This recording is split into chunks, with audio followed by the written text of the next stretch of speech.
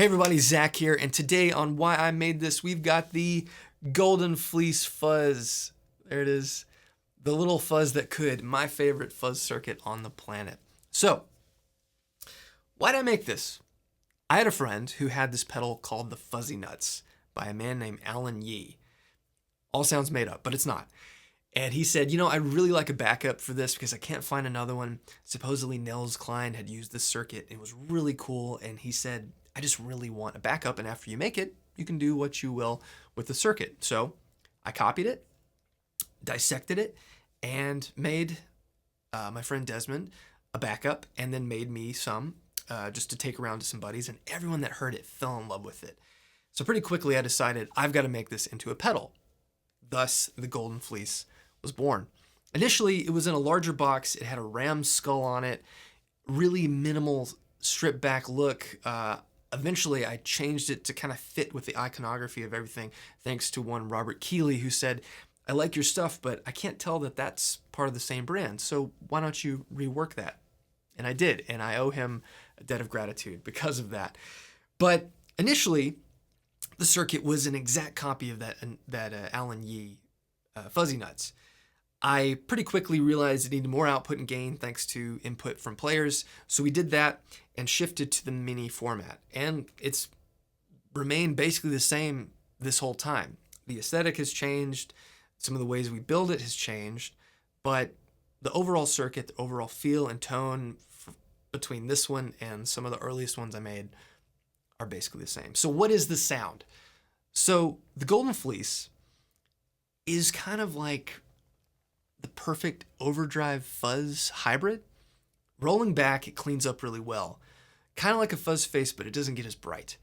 And when you crank it all the way up on your guitar, it just has this bombastic compression and classic fuzz sound that is akin to all those classic circuits, but it lives in its own space. It's really finely EQ'd so that it doesn't blow out the low end or make your signal too bright. It just sits perfectly in a mix without getting lost. It's a really fun fuzz. And people that might not be comfortable playing fuzz or haven't found a fuzz that works for them, this is the one I recommend because it just works. It's a really easy to use and a fun to play fuzz. And I've always said, since I got to know this circuit, that it lives in your guitar. It's truly shaped by your hands and the controls of your guitar to control the overall voice, feel, and gain level. The more control on here, the single knob, only controls the output. Some people claim that it changes the feel, and it might, but I think a lot of that is coming from the interaction of the pedal and your amp. Now, there's a few different versions of this circuit that I've made over the years. There's, of course, the High Road, which I made for Mr. Joey Landreth. We still continue to make that in very small batches, but it is a more immediate, spitty, focused sound that, due to some changes inside the circuit here, give it a more silicon fuzz face vibe. It's more aggressive in an interesting way. And then we also make the AU79 for Mass Street Music.